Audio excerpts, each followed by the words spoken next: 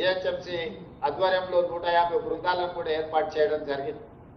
ముఖ్యంగా నగరంలో వర్షం వస్తుందంటే గంటల కొద్దీ ట్రాఫిక్ జామ్ అవుతుంది. రోడ్ల మీద నీళ్లు నిలవడం వల్ల ఈ ట్రాఫిక్ జామ్ అవుతున్నది. అందుకే ఈరోజు డిజాస్టర్ మేనేజ్మెంట్కి సంబంధించిన అధికారులను, మున్సిపల్ అధికారులను, పోలీస్ అధికారులను నీళ్లను నియంత్రించడంలో, చెట్లు కూలితే తొలగించడంలో, కరెంటు పోతే కరెంటును పునరుద్ధరించడంలో శాఖలు వాళ్ళ బాధ్యతలను నెరవేర్చుకుంటూనే ట్రాఫిక్ను కూడా స్ట్రీమ్ లైన్ చేసి ప్రజలకు ఏమాత్రం అసౌకర్యం కలగకుండా పోలీస్ శాఖతో కూడా సమన్వయం చేసుకొని ముందుకు వెళ్ళాలి. అందుకే వెదర్ ఫోర్కాస్ట్ నుంచి ముందే ICCC నుంచి కమాండ్ కంట్రోల్ రూమ్ నుంచి 3 గంటల ముందే ఏ ప్రాంతంలో ఎంత వర్షం పడుతుంది ఆ ప్రాంతానికి ముందే బృందాలను పంపిస్తున్నాం. అక్కడికి పోలీసులు కానీ, డిజాస్టర్ మేనేజ్మెంట్ సంబంధించిన వాళ్ళు కానీ, మున్సిపల్ శాఖకు సంబంధించిన వాళ్ళను ముందే గుర్తించి హైదరాబాద్ నగరంలో ఎక్కడ ఏ వర్షం పడుతుందో 3 గంటల ముందే వెదర్ ఫోర్కాస్ట్ నుంచి డీటెయిల్ తెప్పించుకొని కమాండ్ కంట్రోల్ నుంచి సమన్వయం చేసుకొని అక్కడ ముందస్తుగానే బృందాలను రెడీగా చేసి ప్రజలకు ఏమాత్రం ఇబ్బంది జరగకుండా కార్యక్రమాలు తీసుకుంటున్నాం. అయినా గంటల కొద్దీ ట్రాఫిక్ జామ్ అయ్యే పరిస్థితి ఉన్నది. ఇంకా మెటిక్యులస్గా జాగ్రత్తగా పనిచేయాలి. నేను కలెక్టర్లందరికీ, జిల్లా కలెక్టర్లందరికీ, ఇంక్లూడింగ్ హైదరాబాద్ కలెక్టర్కి నేను ఇచ్చే ఆదేశాలు మీరు పోలీస్ కమిషనర్లందరినీ కూడా మీరు కోఆర్డినేట్ చేసుకోవాలి. ఇటు రంగారెడ్డి, అటు సంగారెడ్డి, ఇటు మేడ్చల్, మల్కాజ్గిరి, హైదరాబాద్. ఈ హైదరాబాద్, సైబరాబాద్, మన రాచకొండ కమిషనర్లను, పోలీసులు అందరూ కూడా వర్షం వస్తుందంటే ఆ ప్రాంతంలో కమిషనర్లతో సహా అందరూ గ్రౌండ్లో ఉండాలి. కలెక్టర్లు కోఆర్డినేట్ చేసుకోవాలి. టాప్ ఆఫీసర్ ఎప్పుడైతే గ్రౌండ్కి వెళ్తాడో, పర్యవేక్షించడానికి వెళ్తాడో ఆటోమేటిక్గా మిగతా అధికారులు అందరూ కూడా పనిలో పడతారు. ఈరోజు అత్యంత ఇబ్బందికరమైన పరిస్థితి ట్రాఫిక్ జామ్. ఎన్ని గంటలలో అందులో ఉంటున్నామో తెలియని పరిస్థితి ఉంది. కాబట్టి పూర్తి స్థాయిలో మీరు అప్రమత్తంతో ఈ కార్యక్రమాన్ని తీసుకోవాలి. వీళ్ళందరినీ కూడా మనము జాగ్రత్తగా నగరానికి సంబంధించి గ్రామీణ ప్రాంతాలలో వర్షాలు వచ్చినప్పుడు పిడుగుపాటికి మనుషులు చచ్చిపోతున్నారు. ఈ మధ్య థండర్ బోల్ట్స్ కూడా ఎక్కువైనాయి. ప్రజల్ని అప్రమత్తం చేయాలి. వర్షాలు వచ్చినప్పుడు చెట్ల కింద కానీ జాగ్రత్తగా ఉండేటట్టు చెట్ల కిందనో లేకపోతే అందుబాటులోనో ఉంటే పిడుగుపాటికి పశువులు, మనుషులు ఇద్దరు చచ్చిపోతున్నారు. కలెక్టర్లు దీనికి సంబంధించి కూడా ఎస్పీలు ఎప్పటికప్పుడు జాగ్రత్త తీసుకోవాలి. ఎక్కడైనా అనుకోని పరిస్థితుల్లో ఈ పిడుగుపాటికి ఎవరైనా మరణిస్తే ఎంబడి ఆ కుటుంబాలను ఆదుకోవడానికి, ఆ పశువులు చనిపోయినా, మనుషులు చనిపోయినా వాళ్ళకి నష్టపరిహారం ఏ విధంగా ఉండాలి, వాళ్ళకి ఏదైనా సాయం చేయాలంటే కూడా FIR చేయాలా.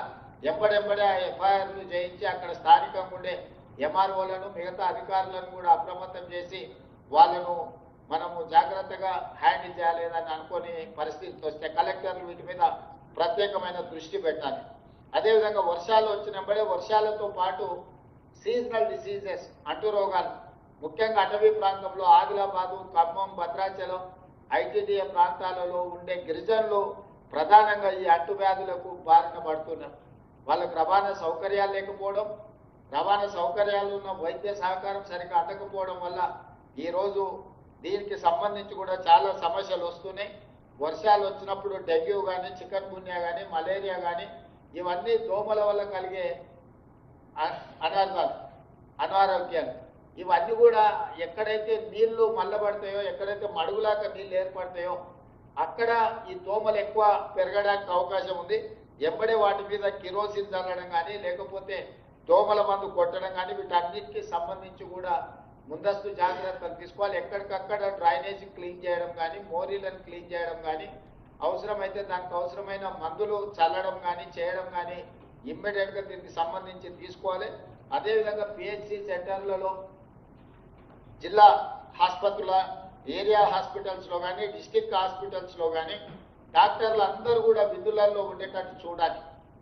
డాక్టర్లు ఎవరు ఆబ్సెంట్ అయినా, వైద్య సిబ్బంది రాకపోయినా కూడా ప్రజలకు అసౌకర్యం కలుగుతుంది. కాబట్టి కలెక్టర్స్ పర్యవేక్షించాలి.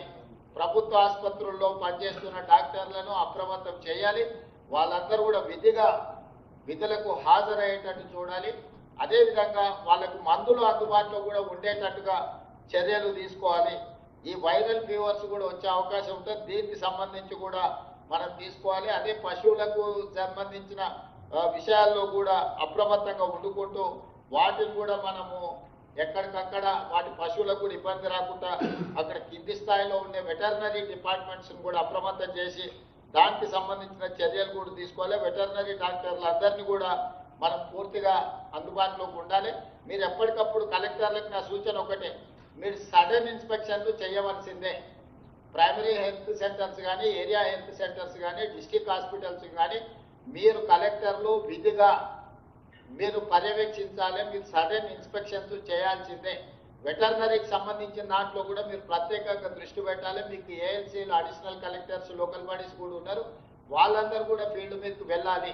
ఐఏఎస్ ఆఫీసర్లు ఎవరున్నా జిల్లా పరిధిలో మీరు క్షేత్రస్థాయిలో ఆపే పర్యటనలకు, సడన్ ఇన్స్పెక్షన్లకు ఖచ్చితంగా వెళ్లాల్సిందే. సెకండ్ హాఫ్ అంతా ఆఫీస్లో కూర్చోండి. ఫస్ట్ హాఫ్ పొద్దున్నే 7 o'clock లేచి మీరు ఫీల్డ్ మీద ఎప్పుడైతే ఇన్స్పెక్షన్స్ పోతారో మిగతా కింది స్థాయి సిబ్బంది కూడా అప్రమత్తంగా ఉంటారు. వాళ్ళందరూ కూడా జాగ్రత్త తీసుకుంటారు. వాళ్ళందరూ కూడా క్షేత్రస్థాయిలో పనిలో నిమగ్నం అవుతారు. కాబట్టి కలెక్టర్లకు నేను ఆదేశాలు ఇస్తున్నా, క్షేత్రస్థాయిలో మీరు ఖచ్చితంగా